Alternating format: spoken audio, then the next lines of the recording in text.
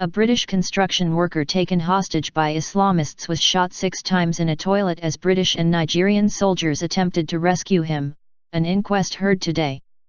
Chris McManus, a 28-year-old quantity surveyor, and his Italian colleague, Franco Lamolinara, were killed fairly quickly into the engagement as their abductors came under fire at a compound in Sokota, northwest Nigeria, in March last year.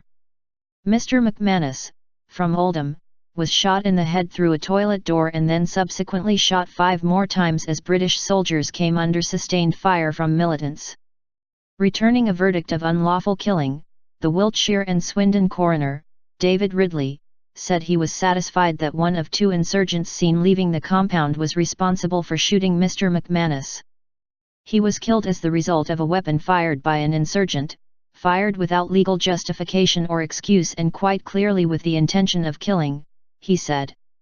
A report by a pathologist, Dr. Nicholas Hunt, said Mr McManus received head, leg, arm and torso wounds. In a statement released by the Foreign Office, his family paid tribute to the 7 British Special Forces personnel who risked their lives attempting to rescue Chris and Franco.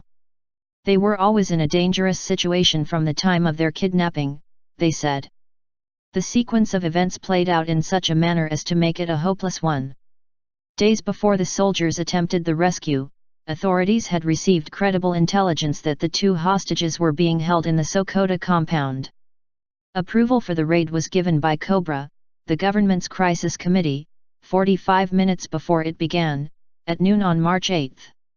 Detective Chief Inspector Grant Mallon, the senior investigating officer into the deaths, said the soldiers came under small arms fire almost immediately. At least 1 militant was killed before the British troops heard further shots, Mr. Mallon told the hearing. He added that the rapid shots seemed to have come from a single room. In the same corner of the compound, the soldiers later saw single beds in a room with 1 barred window.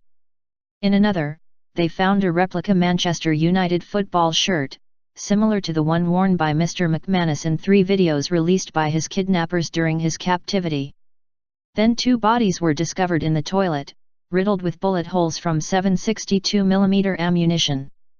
Friendly fire was ruled out as a cause of death because the kidnappers used Alaska, 47 7.62mm assault rifles, while the British fired weapons of a different caliber. Mr. McManus, who graduated from Salford University, had always wanted to work abroad and had been in Nigeria for 7 months before he was kidnapped 110 miles away from where he was held in Birin Kebbi, in May 2011. The failed rescue caused rifts between the Italian and British governments, with Italy's president, Giorgio Napolitano, saying it had been inexplicable that Downing Street had failed to alert Rome to the rescue plan. A spokeswoman for the Foreign Office said, "No family should have to go through this trauma.